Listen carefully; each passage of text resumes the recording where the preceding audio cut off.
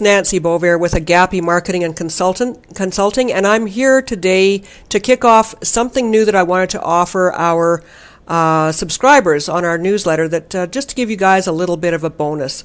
And what I've decided to do for 2016 is to start to introduce some experts and provide some interviews with them. And I'm really pleased to introduce to you the first in this new series.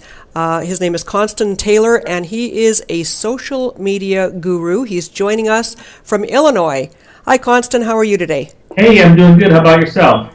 I'm doing very, very well, thank you. Thank you so much for agreeing to participate and be my guinea pig for this first of the interview series. Hey, not a problem. Sometimes going first can be really good, and sometimes it can be really bad if you're in in the Army.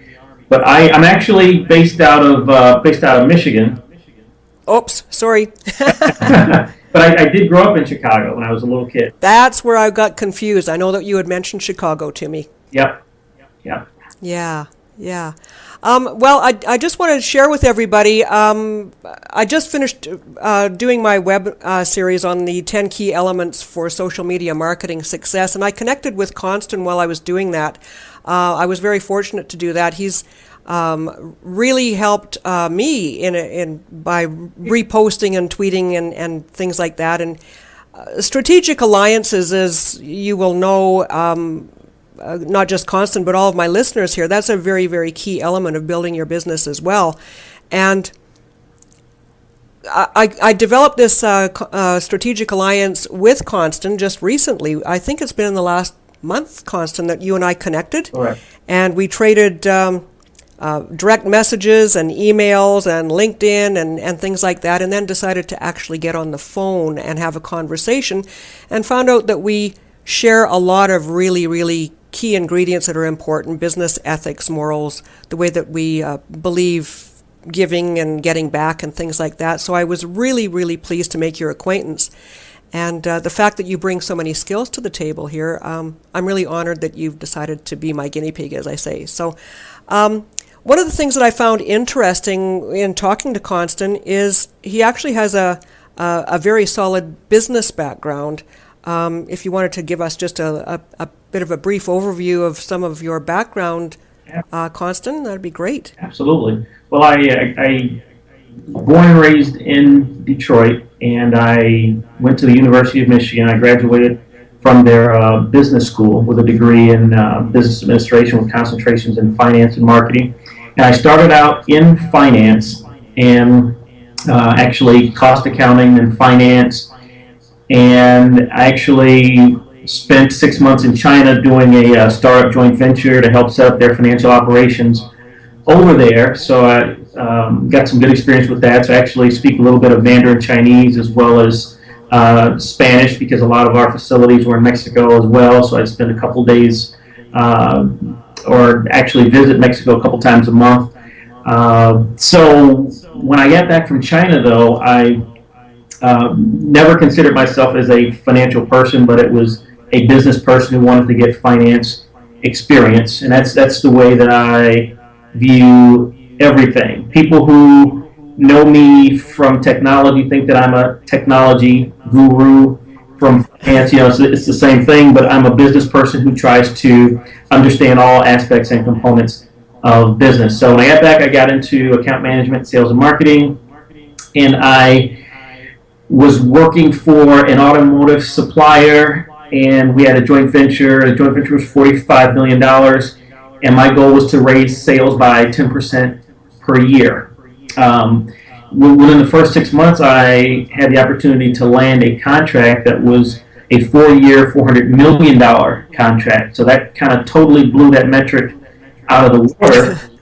But in landing that contract, I didn't get anything other than my normal, which at the time was a 6-figure salary. And I said, well, hey, if I can do that for someone else, maybe I can do it for myself. So I started my own business, my consulting business, in 2000, and it revolved around business consulting, general business consulting. So looking at all areas of business. If companies wanted to increase revenues, reduce costs, taking a look at all aspects of business, including technology as well. Then in the probably the last 4 years, I've been, always been fascinated with social media and social media marketing and how people engage and connect online. And for me, it's kind of like technology. Whenever I'm utilizing technology, it's not like work. It's like I'm playing. And with social media, it's kind of the same thing. I love to interact with people, and actually, you called me a social media guru, and I am very, very hesitant and resistant to that term because everybody. Think about this. Everybody, not everybody, but most people out there, they label themselves an influencer and a guru, but it's like, Right. how much do we really know about this new technology? Look at the medical profession that is thousands of years old. Thousands of years of medical technology and research, but doctors are still considered to be practicing medicine. Yes. So if a doctor Yes. with thousands of years of research is considered to be practicing, how can I be a guru with only with less than 11 years, 15 years of technology of social media? So I consider myself a practicing social media manager. Fair enough. Fair enough. And I think that that's an important point that you make there. And I know that I always try to, when I am talking about marketing in general, because I tend to do the marketing strategy, the overview, as opposed to focusing on any one component of fulfillment of a marketing program. And I always tell people that they have to focus on the strategy behind it. So somebody that calls themselves an influencer or a guru may be in a specific niche. So again, it's, what is it that you are looking to attain? What's your purpose? What's your goal? What's your delivery mechanism? Who's your prospect? Things like that. So I appreciate you making that correction. Yeah. There. Well, it's not even. I wouldn't consider it a correction, but it's a distinction or a clarification because Right. we can have it's social media is both science and it's art. I can take one social media campaign that was absolutely phenomenal for one client, and I could copy that exact same thing for a very similar client in the same industry with the same similar amount of employees, same revenue, and have totally different results. Right. So it's important to, and I tell my clients, it's important to stay flexible, and it's important to try different things and do split testing and look at our metrics. So if something is, just because something worked in the past or before doesn't mean that it'll work here, and take a look at, why is it not working, and what do we need to do to get it jump started. But having brought myself down from a guru, I am a person who has a substantial amount of knowledge in business, in relationships, and in marketing, and I'm leveraging that in the social media realm. And I would like to help your visitors today increase their effectiveness with making connections online, increasing their connections and their retweets and their likes and that sort of thing. Yeah, maybe we can talk about that for a minute here, Constant. I'm sure that you come across, just as I have in my business, there's a lot of people out there that seem to think that all that they have to do is get a social media account and start putting out tweets and whatever, and the follow the yellow brick road kind of thing.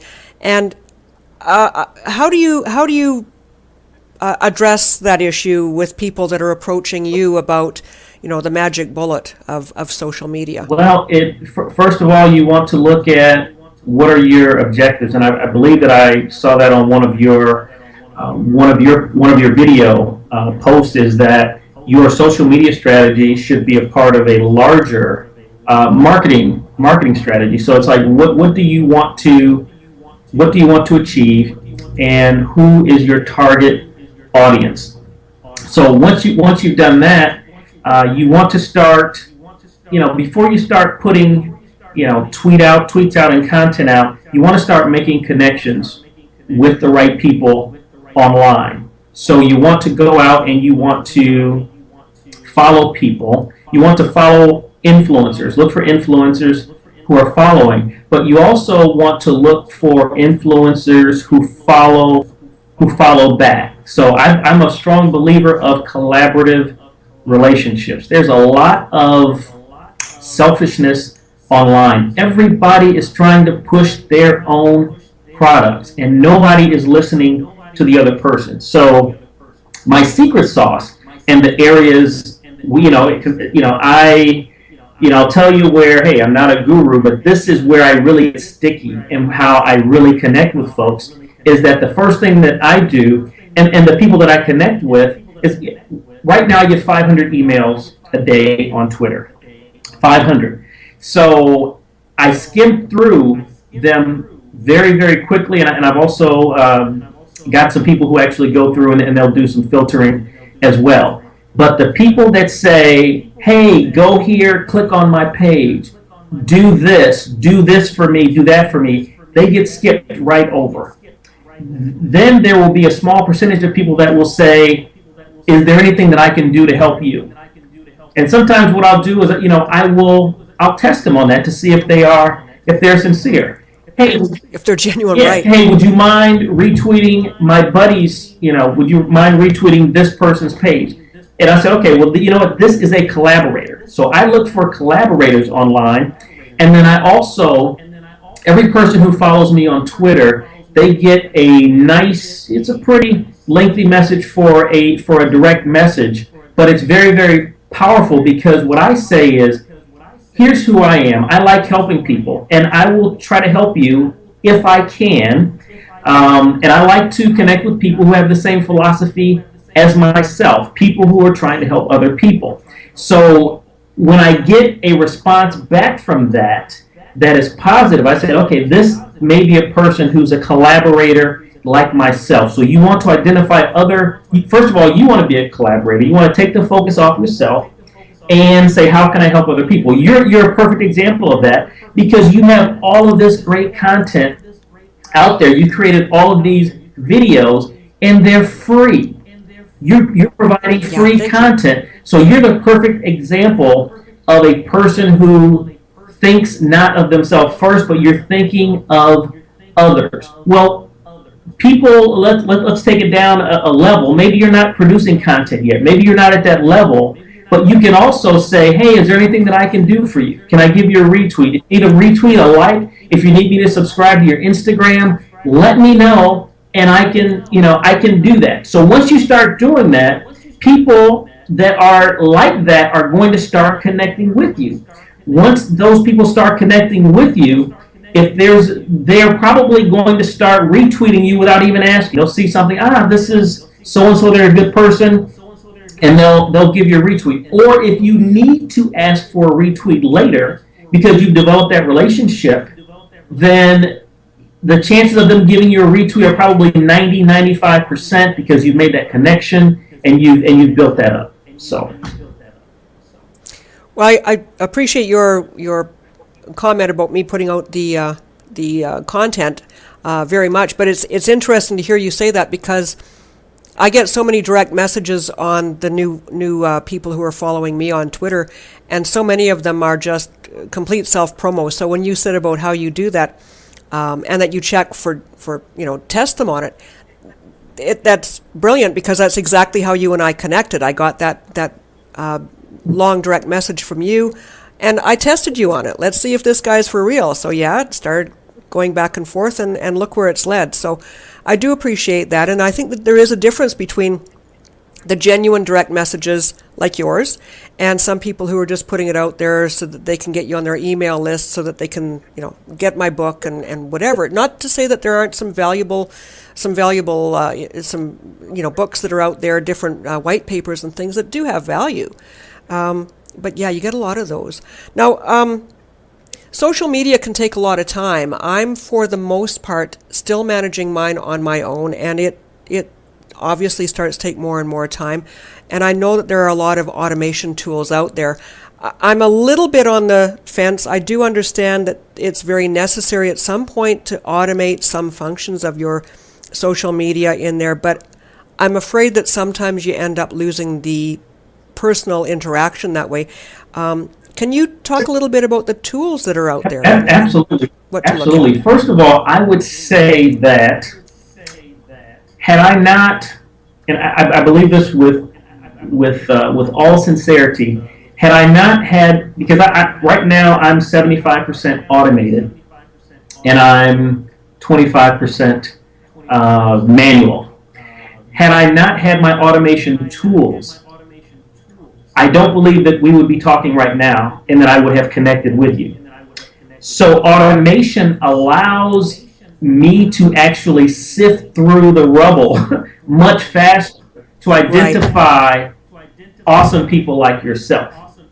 So I would encourage you and encourage other people out there to consider not one, well, I don't, I'm not sure if there is, actually there's some robots out there who I think they are 100% automated, but I wouldn't recommend 100% automation, but at least some type of automation where you are filtering to find out, to identify the people that you want to connect with, and then removing those people who, filter to remove those people who have not collaborated, who have not connected with you in a certain amount of time. So I'm a big fan, proponent, and believer that right now as of this taping, I've got 45,000 subscribers on Twitter, and my goal, I had a gentleman who 4 weeks ago followed me, and he had 4.9 million followers. And I went to the page and I went through and looked, because sometimes, and that's another thing we'll talk about in a bit, but sometimes folks will have ghost accounts. I have all these in their ghosts, but I looked and they were legitimate because he had a lot of engagement. 100 retweets here, 50 retweets there. So I retweeted. Thank you so much. I was really honored. But long story short, my goal is to have is to get to over 1 million followers myself, and there's no way that I could do that with just manual. I could, but I wouldn't get any sleep and that sort of thing. So I'm a strong believer of some automation, especially if you're a company and you're looking to target individuals or companies, other companies. Right, trying to reach that target market. Maybe what we can do too is talk a little bit. You talk about the followers and things, and retweeting and things. Can we talk a little bit about engagement? What defines engagement, and how do you encourage people to help with engagement? Engagement is any time that an individual connects with you. There's a mutual connect. If I send. It's kind of like if a tree falls in the forest, if no one's there to see it. If you send out a tweet and nobody responds to it, there's no engagement. If you send out something and someone likes it, a like is an engagement, a retweet is an engagement, a reply is an engagement. So that is so that's engagement, and then engagement for direct messaging as well. You send out a message, someone connects back, you get two parties together. That is an engagement. So, how do you engage on in terms of likes and tweets? So you send something out and you get nothing. Nobody likes it. Nobody retweets it. The first thing, and this is probably the most important thing that I will say to a person, especially if you're on Twitter. And I've seen people with 100,000 followers who are not doing this. But the most important thing that you can do is to pin your tweet. Because when somebody goes to your page and you've got 10 or 15 items, it's, when you give people more than 3 choices, they get, actually more than 2 choices, they get confused and they do nothing. It's like, I don't know what to tweet here, because a lot of times when people are going to tweet, not only is it something that they're doing for themselves, but they're doing it for you as well to try to get the reciprocation going. But if you go there, you got 10 things, 10 tweets out there, and they don't have, and none of them have been retweeted. So it's like they'll do nothing. But if you have a pinned tweet, which is very easy to do, just there's a little wrench looking thing, a little circle. You click that, and then there's a drop down menu, and you click pin tweet, and it'll put it there so that the first thing that someone sees when they come to your page is that pin tweet. What that tells them, new people coming to your page, is that this is the most important thing to me on my page. And so, and should that change, Constant? Should that be refreshed and changed on a daily, weekly basis? It can something be. Like that? I've seen tweets that have been out there, since pinned tweets since 2014, which I think is really long. This particular tweet though has gotten like it's gotten 3,000 retweets since 2014. I cycle. Depending, I'll cycle maybe once a week on mine, but it's one of those things that's a variable. Depending on you, maybe you got some fresh content coming out, and you want to, maybe this is a little bit older, a little bit dated, you want to keep things fresh. So, yes, but the key is that, number one, it will substantially increase the amount of retweets that you get. It'll probably, if you're getting 0 and maybe 1, you're going to get a 400, 500, 700,000% increase in your retweets just by doing that one little thing. I'm actually going to in the process of creating an ebook, and that's one of the things that I'm going to include in the ebook. But that is a super duper highly effective way of starting engagement. Now, once you have people that have retweeted you, the super secret sauce item number 2 is to click on that retweet list. It'll show you everybody who's retweeted to you, and send them a thank you. Not a direct message, but tweet them a thank you. Thank you so much. Thank you so much. There's a lot of things out here to tweet. That's what I say. There's a lot of content out there to retweet. I'm honored that you chose mine. That's what I say. What's going to happen is now they look good to their followers who are going to see that on their page. They're grateful, and you have shown gratitude. So they're much more likely to retweet you again. So talk about engagement. This little 3-minute, 5-minute thing that I gave you there is so powerful. And because most people don't do that. Mm-hmm. And you're absolutely right. There's so much noise out there on the internet. I mean, I don't know how many hundreds of social platforms there actually are in existence out there. I know there's a lot. Obviously, there's just, the handful of major ones that we all hear about.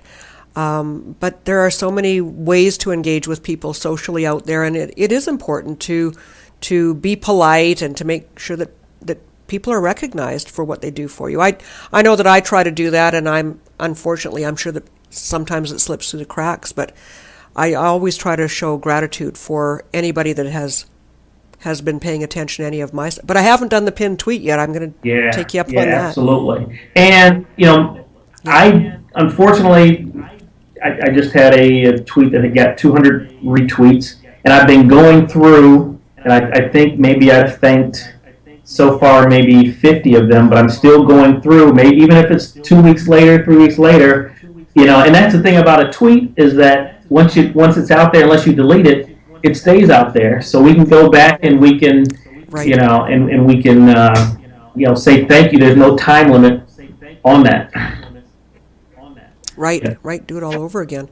Now, I'd like as well, Constant, if we could, just to talk about, you had said that one of your goals is to get 1 million or more followers here in the next the next time frame on your Twitter account. you and I have had this discussion about quality versus quantity, and again, this is a place where I'm kind of middle of the road.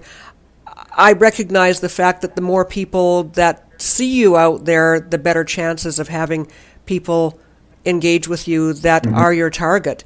But at the same time, I also see where people are buying followers and things like that. So can you enlighten us a little bit about the difference between quality and quantity and where they blur?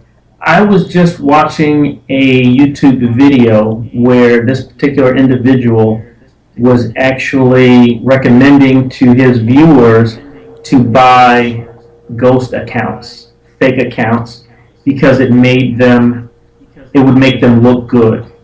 Now, and again with, just like with medicine, there's no right or wrong thing. Somebody could see 1 million viewers and say, hey, here's a $50,000 account because you're an awesome social media person, obviously, because you have 1 million viewers. The likelihood of that happening, though, is slim. What I do is I start going through and I start looking at the engagement. You can look at somebody's page and see how engaged it is. And when I see somebody with a 500,000 followers, and there's nothing going on the page, and people, somebody who's going to write the check to give you an account is more than likely going to know that they're going to look at, your page and that sort of thing. So personally, I don't recommend doing that. I recommend the old-fashioned networking, and from my business background in sales, where I was responsible for developing relationships, responsible for entertaining customers, building relationships with them, knowing who their wife was, knowing when their kids played soccer, taking them to football games. Building relationships is important, and it's important in social media as well. So your point, quality always over quantity. So getting away from ghost accounts, though, you want to focus on quality, but you also, depending on what your goals and objectives are, everybody's goals and objectives are different. I've got a client that pays like $1,500 a month for my 700 friends on Facebook. So, but they didn't ask, hey, I need them to have this or to have that. There was just a minimum number. I needed to have at least 500 friends in order to do that. So as long as you have real friends or real followers, that's number one, to have real followers. And the quality is going to depend on your engagement. I could have you on my page. The quality has been developed because of our connection, but so that's up to you to actually develop those with the ways, the strategies that we just talked about a few minutes ago. So yes, quality over quantity, but quantity is also very, very, very, very good, because the 6 degrees of separation. There may be some, I may not have a good connection with you. I may not have been able to, just you and I didn't really connect, but I posted something and one of your followers saw it and went to my website and purchased my product. So, right. Yeah, you don't know where that could lead. So engage, and build. Great. No, that's great. Well, I appreciate your time. I know that we were trying to keep this interview to about a half hour. I think that we're coming up on that. Did you have any final parting words of wisdom that you wanted to maybe share with our audience? I would, number one, focus on what your objectives are and look at your overall, and I'm talking to businesses here, people who are trying to extract revenue directly or indirectly from their to their business. Take a look at your overall sales, and marketing strategy, and that's where you come in. And social media should be a part of that strategy. Social media is not a magic bullet. Social media is not a one-trick pony, but it should be a part of an overall plan.